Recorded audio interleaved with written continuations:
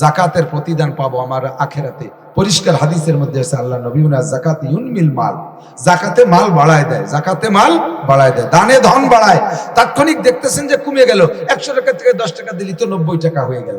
কিন্তু আল্লাহ কইছে মান জাবিল হাসানা ফালাহু আশরু আমসালিহা, যে আমাকে 1 দেয় আমি তারে 10 দেই। তাহলে আপনি আল্লাহকে দিয়েছেন 10 টাকা, আপনার 100 টাকা থেকে কয় টাকা কমে গেছে? 10 টাকা আছে কত? 90। এবার আল্লাহ ওই 10-এর পরিবর্তে 100 দেবে, হয়ে যাবে কত? 190। বিশ্বাস হয় কিনা? আমাদের একসাথে হাফেজ আইয়ুব আলী সাহেব আমাকে গল্পটা বলেছেন, উনার ওয়াকিয়া। উনি বলেন গেছি এক এলাকায় মাদ্রাসার জন্য বাস কাটতে গেলে ওই লোকের 80 বাস ঝাড়ে। আমাদের দেশে প্রবাদ আছে, সখীর নারকেল কিরপিনির বাস।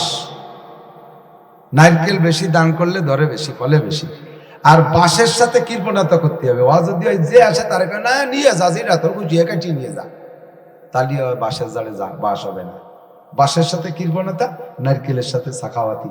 এটা হলো পূর্ব একটা প্রবাদ আছে, কিন্তু এটা কুরআন সুন্নাহ না, এটা হাদিস কুরআন না, এটাও ভুয়া মিথ্যে কথা। তো ওই লোক ওই উসুলের পর কোনোদিনও কেউ বাস দেয় না। তো হুজুররা বাস কাটতে গেছে, কোনো মতেও দেবে না। অনেক বুঝাইছে, বুঝানোর পরে কই ভাই যান, আপনি যদি একটা বাস দেন আল্লাহ আপনাকে 5টা বাস দেন।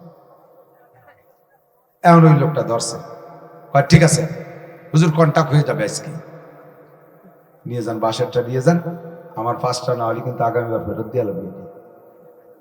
ওই সময় আল্লাহর বান্দা আল্লাহর দিকে কিনে রেখে ঠিক আছে ইনশাআল্লাহ 5টা হবেই। ওই লোক একটা জাড়ে নিয়ে গেছে, যে জাড়ে 3টে বাস আর 4 বছর ও কাছে করলি হয় না, আরো জাড়ে ওই জাড় 3টে, ওই 3টে কাটা হয়ে গেলে আর থাকবে না ওই জাড়, ওই জাড়ে নিয়ে গেছে। নেন একটা নেন, তাহলে একটা নিলি 5টা হবে, তাহলে 5 আর 2 7টা, জাড় বড় হয়ে গেল। ওই জাড়ের ভিতরে প্রমাণ করতে গেছে, একটা কাটিয়ে নিয়ে চলে গেছে। ওনাকে তো ওই দিনের একটার দরকার, পাম্পটি দিয়ে ফুল বেলায় নিয়ে গেছে। আর 1 বছরের মধ্যে কেউ মনে আছে নাকি? পরের বছর আবার বাস কাটতে গেছে, ওই বাড়ির দ্বারে গেলি, ভাই যার বাড়ি আছে একটা বাস নিতে আইছি। ওই লোক ঘরের থেকে কুড়োল নিয়ে বাড়িছে। এর দেখেই হুজুররা তালবিয়া লোক, হুজুর এ তো সেই লোক সর্বনাশ করছে, তো সেই কথা মনে রাখছে, হুজুর আজ দেবে না জঙ্গল দিয়া বাস। তো হুজুররা তালবিয়া লোক কয়েকজন গুড়ি পায় সরতেছে। ওই লোক কাজ, হ্যাঁ হুজুররা যাও কেন, বাস নেওয়া না? সাহস করে দাঁড়াইছে, যে ওরাতেও কুড়াইল আমাকে তো আছে, মারামারি দরকার একদম কই দিয়ে যাবে, আসেন বাস নিয়ে। এই আমার 80টে জাড় আছে, প্রত্যেক জাড়েতে একটা নেই। আশ্চর্য, 80 জাড়েতে 80টা মানে? হুজুর আপনি বলেছিলেন গতবার 1 মাসে 5 বাস দেবে আল্লাহ, দেখে যান তামাশা। যেই জাড়ের থেকে 3টে বাসের থেকে একটা বাস নিয়ে গেছিলেন, ওই জাড়ে আল্লাহ পাক নতুন করে 5টা করলি দিয়ে সুন্দর 5টা বাস দিয়েছে। আমার বিশ্বাস আল্লাহকে একদিনই যদি আল্লাহ 5 দেয়, তাহলে আমার 80 জাড়ে 5 40, 400 বাস হবে। ওর থেকে আপনাদের 80 দেওয়ার পরে তো আমার থাকবে আরো 320টা। আল্লাহরে দিলে আল্লাহ দেয়, আল্লাহকে মান জাবিল হাসানা ফালাহু আশরু আমসালিহা। তবে ইয়াকিন রাখতে হবে, তবে ইয়াকিন। আবার অনেক সময় আছে এই জায়গা যদি কই যে 10টা টাকা দিয়ে যান, দেশে 10 টাকা, যাওয়ার পথে রাস্তায় 100টা নোট একখান ফেলানো হয়েছে। আল্লাহ আলহামদুলিল্লাহ, তুমি এত তাড়াতাড়ি দোয়া কবুল করে ফেলেছো, 10 টাকা দিয়েছে তুমি 100টা দিয়েই দিলে। ওই 100 টাকা নিলে কিন্তু খবর আছে, ওই 100 টাকা আবার পিছনে আরো 10 গুণ টেনে বের করে নিয়ে যাবে। রাস্তায় তুমি 10 টাকা পাইছো, ওই 10 টাকা পরের টাকা নিয়ে যাবা।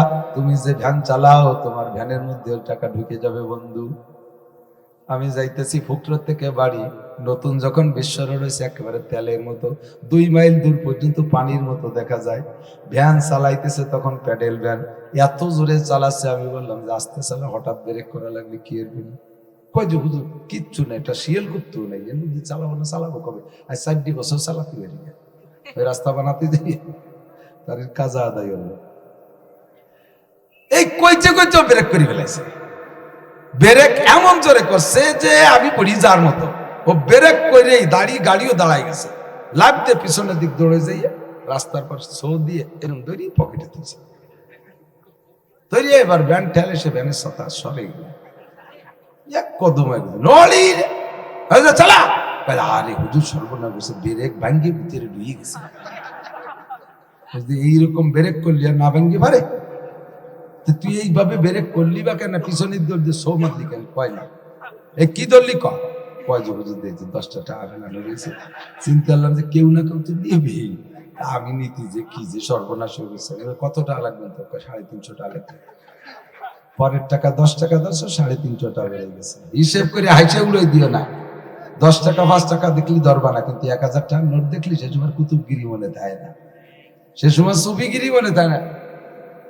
দড়িয়ে পকেট এদিক ওদিক তাকায়, দড়িয়ে পকেটে সাবধান, এগুলো হারাম। পরের মাল হারাম, পরের মাল। নিজেও ভালো হন, তাহলে সন্তানও ভালো হবে। আমার সামনে 1 কোটি টাকার বস্তা আমি রাতের বেলা ফেলানো পাবো ইনশাআল্লাহ। এ ব্যাপারে আমি 100% নিজের উপরে আত্মবিশ্বাসী। ওটা আমার না, আমি নেবো কেন? এভাবে গড়ে উঠছি, বড় হয়েছি। আমার ছোট্ট মেয়ে 5 বছর বয়স, আমার পাশের বাড়ি স্বাস্থ্য বাড়ির বাড়ি, তার বাড়ির পাশে একটা আম গাছ আছে রাস্তার দিকে। এখন আমার রোডের বাড়ির ভিতরের দিক যাইতে এত সুন্দর একটা টলটলে আম, পাকা আম এই গাছেতে পাশে। আমার ওই ছোট মেইয়া ওই আমটা নিয়ে যাই ওর কাকিরে বলতেছে, কাকি এটা আপনাদের কাছে আম।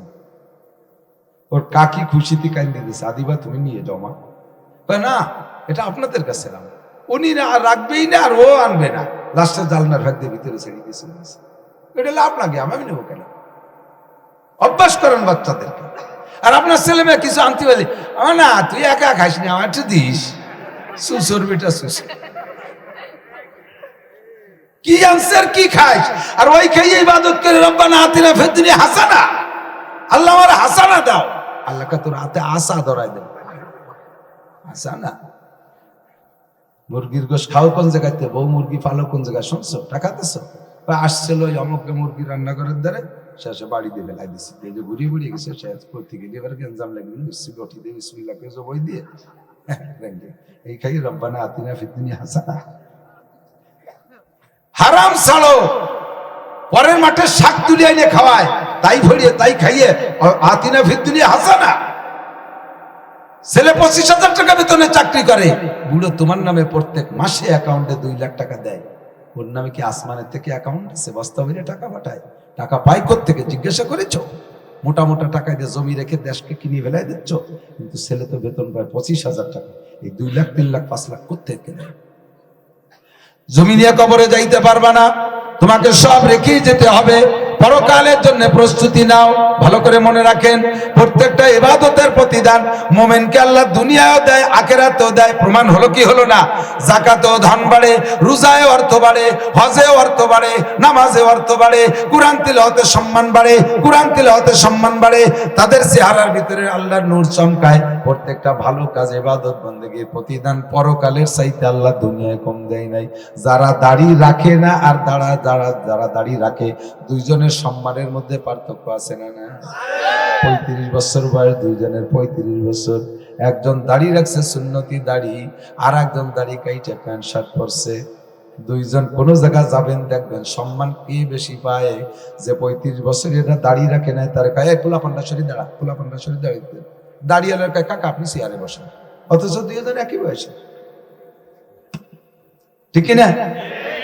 ছোট ভাই আর বড় ভাই গেছে, ছোট ভাই দাড়িওয়ালা, বড় ভাই দাড়ি নাই। আমার চোখের সামনে গোপালগঞ্জ এক দোকানে দাড়ি না থাকলে তো একটু অল্প বয়সী দেখা যায়, ছোট ভাই দাড়ি রাখছে বয়সী দেখা যাচ্ছে। দোকানদার ওই ছোট ভাইয়ের কয় চাচা আপনি চেয়ারে বসেন, আর বড় ভাইয়ের কয় কোকা সেটি দাঁড়াও। তাহলে ইবাদতের প্রতিদান দুনিয়ায় আছে না নাই? শুধু আখিরাত না, প্রত্যেকটা ইবাদতের প্রতিদান দুনিয়ায় আছে, ঠিক না? জামা জুব্বা পরলে বয়সী দেখা যায়, সম্মান পাওয়া যায়। দাড়ি রাখলে বয়সী দেখা যায়, সম্মান পাওয়া যায়। ইবাদত করলে আল্লাহ পাক তার প্রতিদান দুনিয়ায় দেয়। মনে আছে কি কথা? হযরত ওমরের কথা ভুলে গেছেন?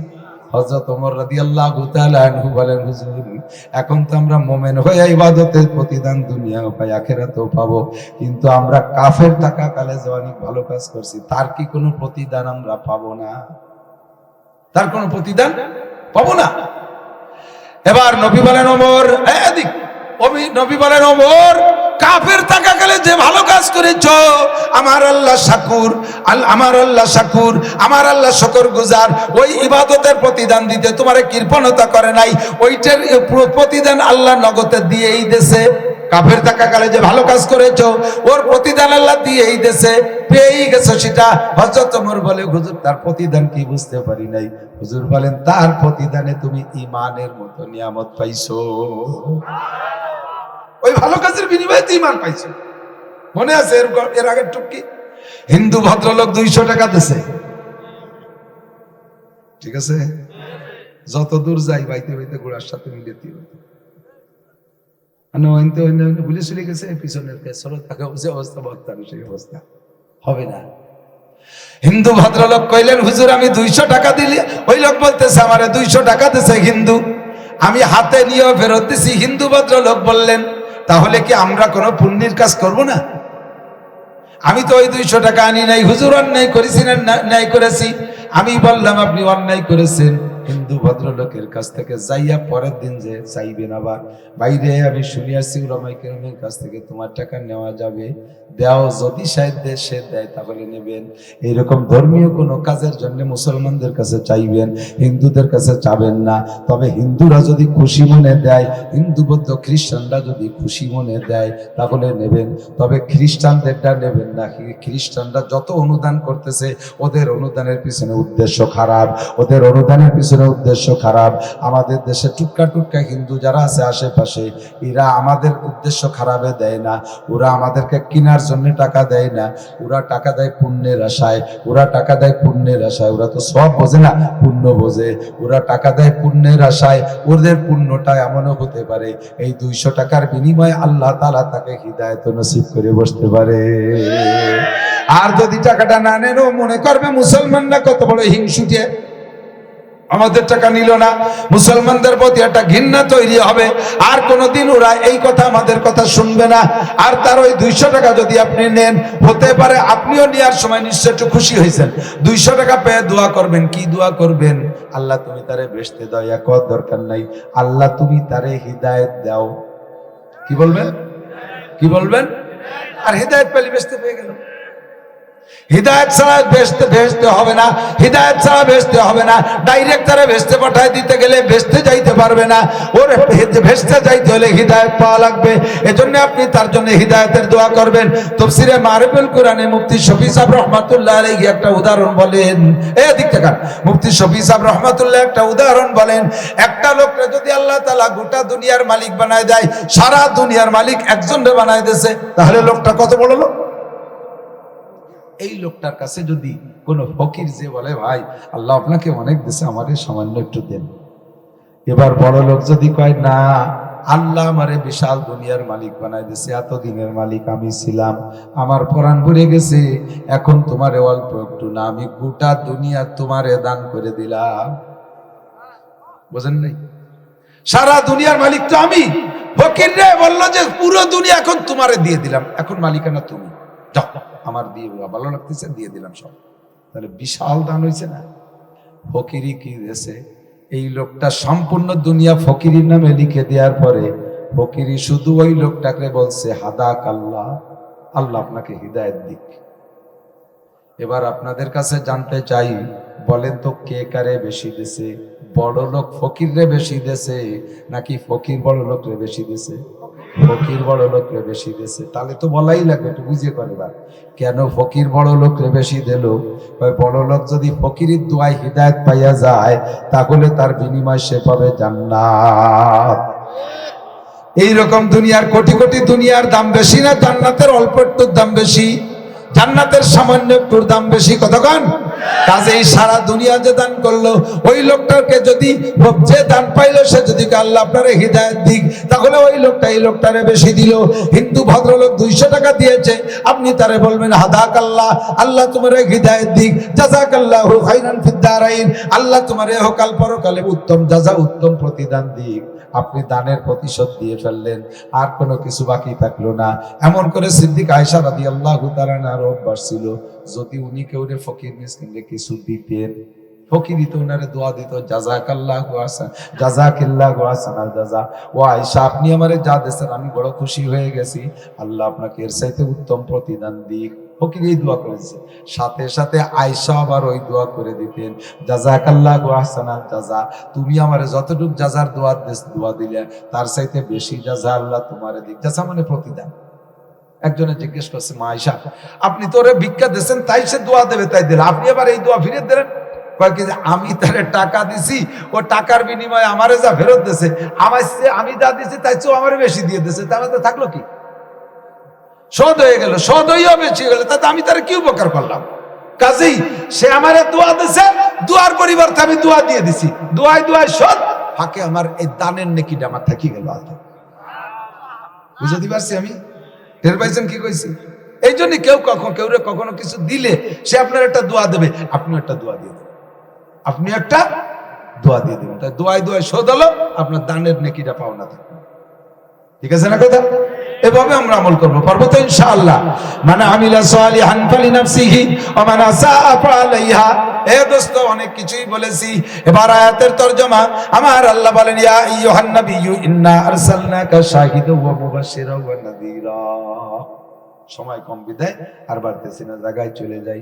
আমার আল্লাহ পাক বলেন, হে দুনিয়ার মানুষ, তোমরা জেনে নাও আমার নবীকে আমি পাঠিয়েছি তোমাদের জন্য শাহিদান, সত্য সাক্ষী দেওয়ার জন্য, তোমাদের পক্ষে বিপক্ষে নবী যেভাবে বলবে ওইভাবে আমি বিচার করব।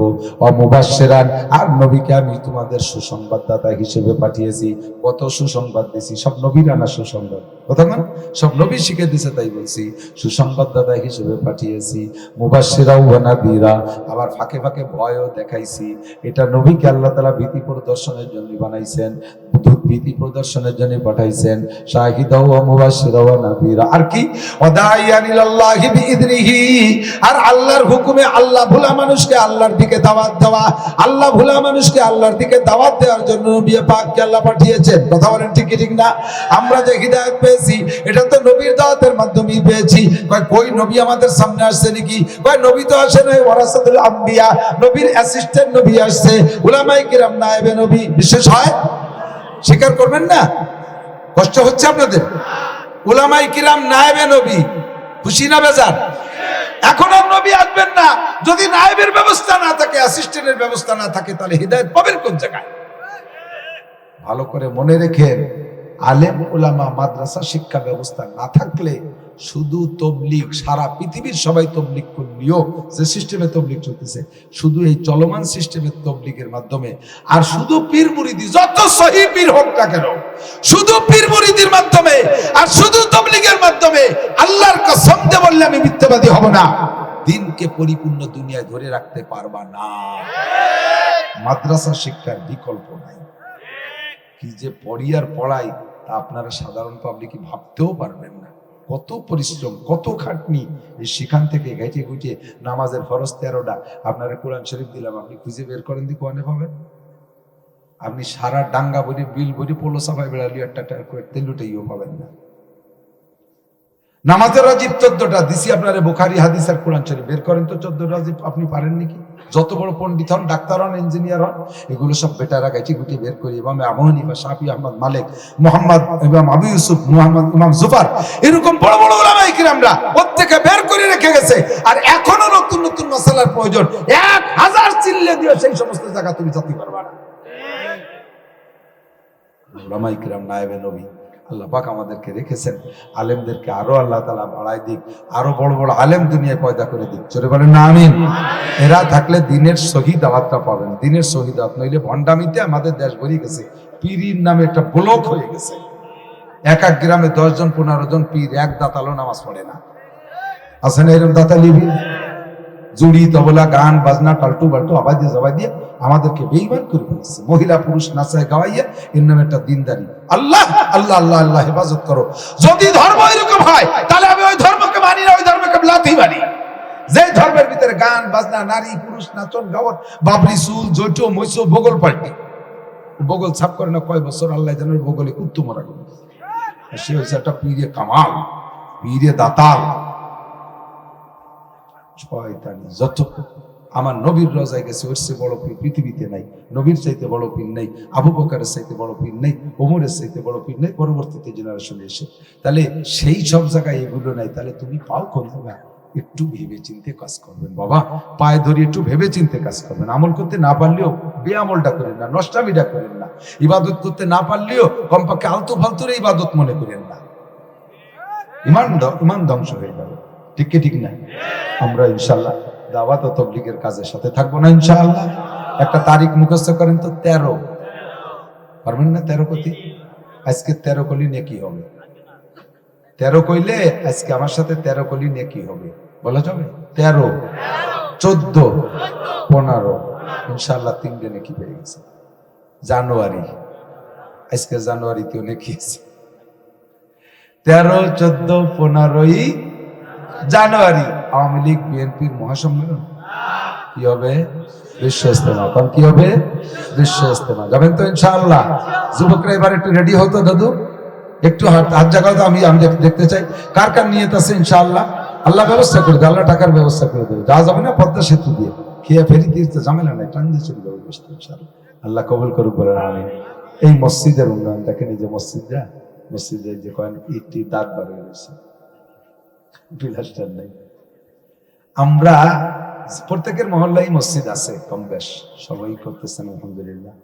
তো এই মসজিদটারে আমি যদি 1 স্কোয়ার ফিট জায়গা টাইলস লাগানো করুক আর যাই করুক না কেন, এর জন্য যদি টাকা দেই, মসজিদের ভিতরে ফ্লোরটা সুন্দর হবে, এর জন্য যদি একটা যায় নামাজের জায়গার টাকা আমি দেই, আমি নামাজ নাও পড়ি যদি, তাহলেও ওই জায়গা যতদিন নামাজ চলবে অতদিন পর্যন্ত একজন মানুষ নিয়মিত নামাজ পড়লে যে নাকি ওই নাকিটা আপনার আমার নামে জমা হবে।